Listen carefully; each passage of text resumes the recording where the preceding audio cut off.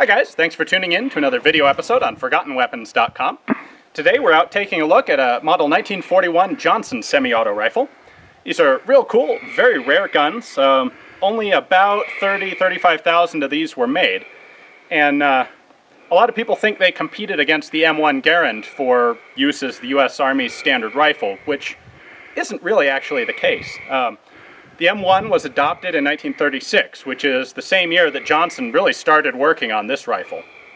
So by 1938, he had some sample guns ready to go, and what he was really trying to do, Melvin Johnson, was get his rifle more or less adopted as a substitute standard to serve side by side with the M1. He felt that the M1 had some problems. He didn't like the long gas piston on it. He didn't like the en-bloc loading system, and a couple of other things, and well, he thought his rifle was better, obviously, given that he invented it. And so there were at least a couple of head-to-head shoot-offs between the M1 and the Johnson, but the Johnson was never had the potential to replace the M1 completely. Instead, like I said, he wanted a substitute standard. Now, the Army did some testing, and they found the Johnson basically to be the equal of the M1. It was a very good rifle. They had a couple of quibbles with it. It's not really ideal for a bayonet. This is a short recoil operating rifle, meaning that the barrel sets back about half an inch every time you fire. And if you hang a heavy bayonet on that, you start having reliability problems because the system's not designed to have the extra weight on the gun. So ultimately, the Army basically looked at the rifle and said, well, it's a fine rifle, but it's not better in such a way that we should replace the M1, which we just started building in numbers, and of course, now there's a big war on.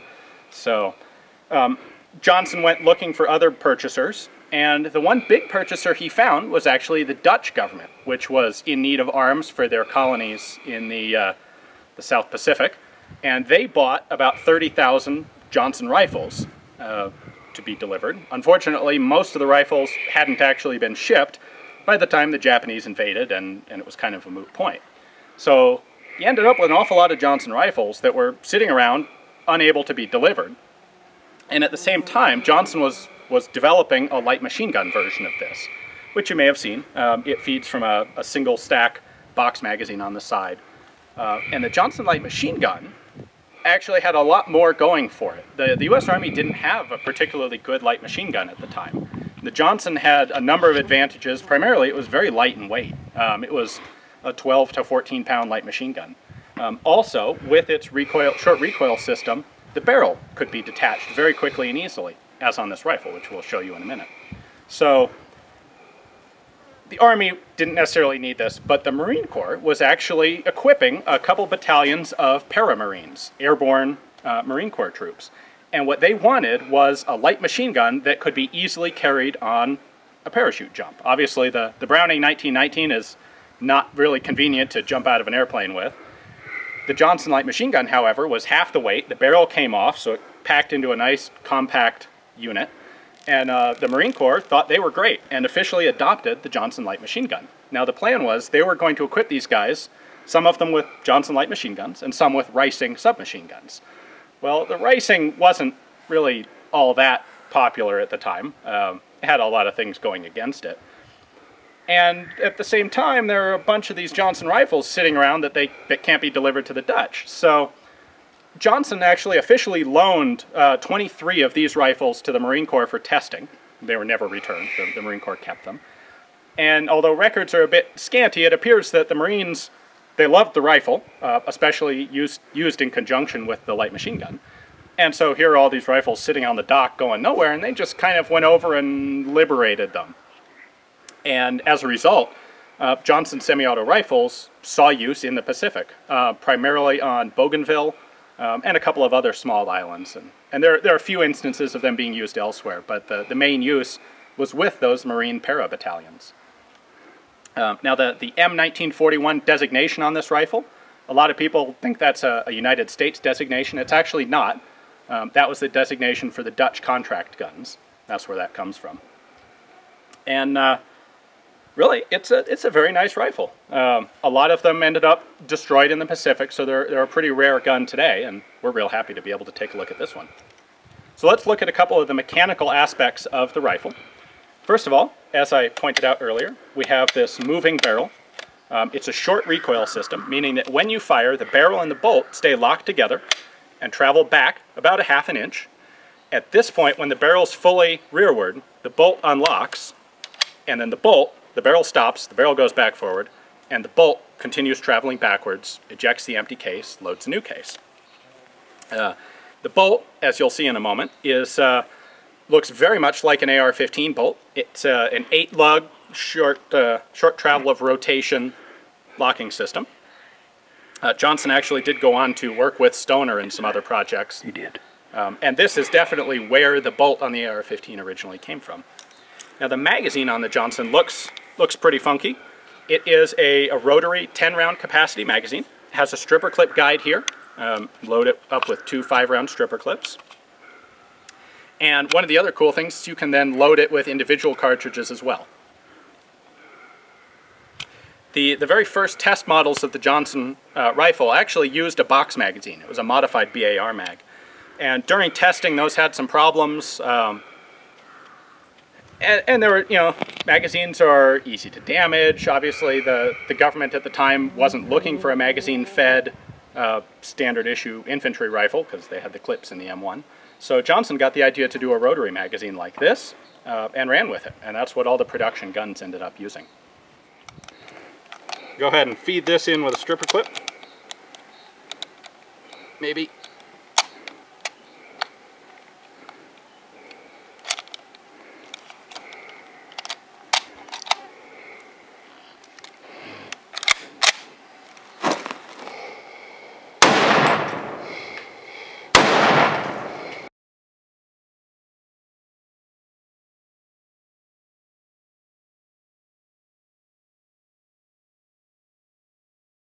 In addition to being able to feed via stripper clip, the Johnson also allows you to load individual rounds on the fly. So this is something Johnson thought was a big improvement on the M1, where of course you can sort of do this, but it's a lot more of kind of a pain. But all you have to do with the Johnson is just push them in past that little trap door, and we can rack it up and we're ready to go.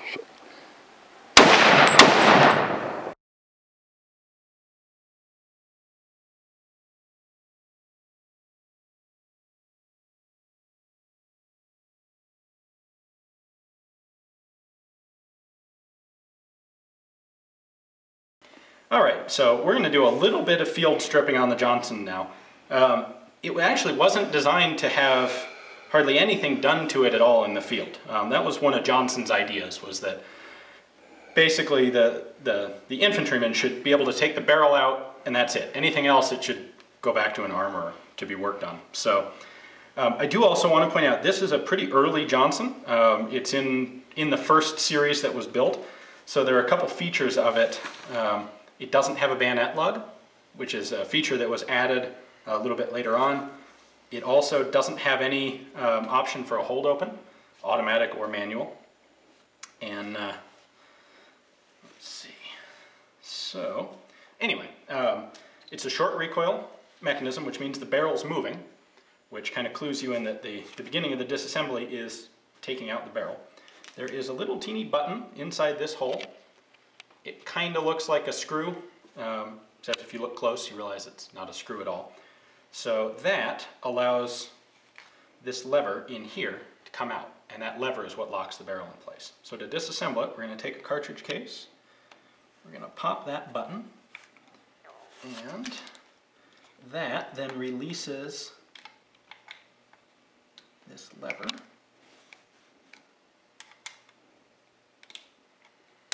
Maybe.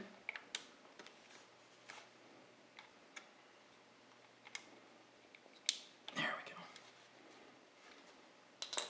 So this spring-loaded lever right here is what holds the barrel in place. When we pull that down vertically, then, okay. Now the barrel is loose and it's being held in place by the bolt. That multi-lug bolt, just like an AR bolt, is locked into the barrel. So in order to free it up, I'm going to lift the bolt handle, just pull it back slightly. And now I can pull the barrel out.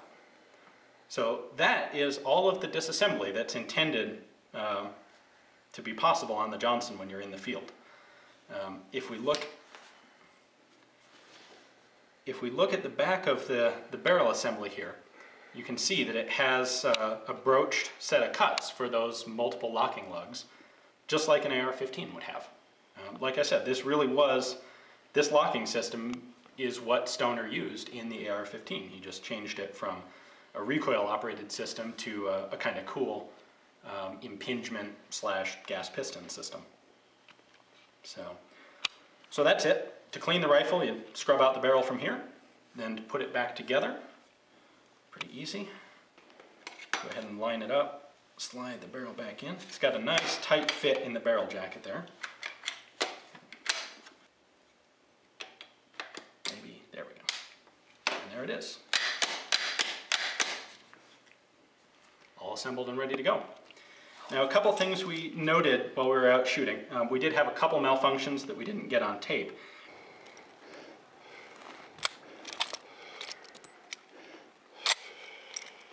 And those malfunctions are kind of indicative of one of the problems that the Johnson did have.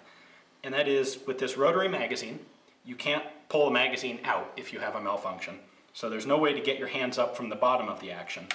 And that opening in the receiver is pretty darn small. If you have a failure to extract or a failure to eject and get a double feed in there where you've got one round out of the magazine trying to be loaded and an empty case in there trying to be extracted, it gets really pretty hairy to try and clear that sort of malfunction. Not a good thing. The M1 rifle, the whole top of the receiver is open, and that makes it much easier to clear malfunctions of that sort. The Johnson, kind of like the BAR, it got tricky. You didn't want to get a malfunction in it. I hope you guys enjoyed the video. Tune back in to ForgottenWeapons.com for more interesting US semi-autos.